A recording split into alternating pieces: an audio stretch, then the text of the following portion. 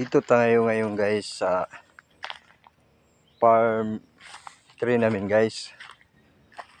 Kasi naglinis kami dito. Dito yung pahingaan namin guys.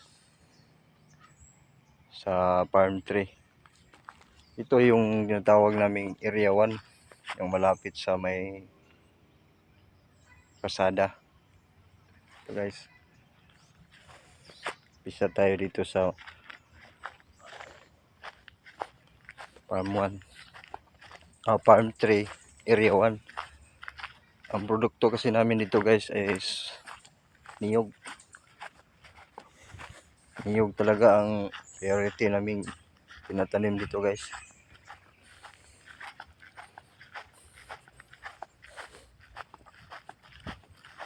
Pagtawid natin dito sa may kanal. Ito yung kanal sa niya. Kinundim kasi ito kasi nakasira dati ito ng ano tawag nito, buongon. Ito naman ang farm 2. Area 2. Sa farm 3, area 2. So guys.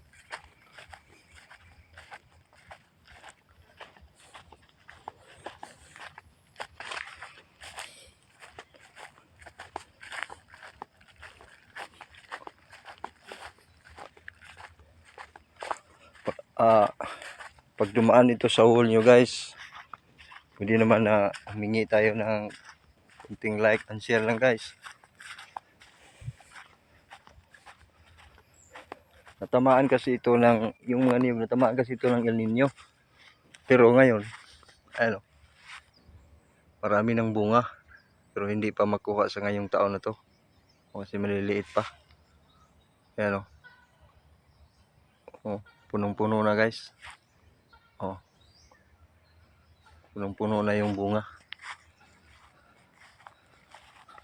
Makabawi-bawi na naman. Dito yung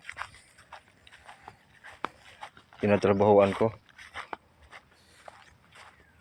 Ito yung DCP farm pala guys. Mga produkto namin dito puro niyog. Kasi ina-harvest namin to 5 harvest a year.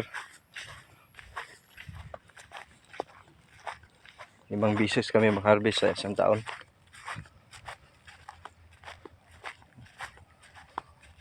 Pagtawid naman natin dyan sa may talipapa guys. Yan ang area 3 ng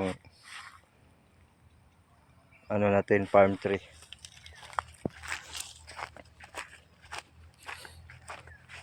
Yan guys.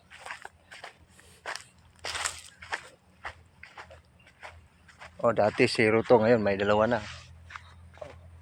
May kasunod pa.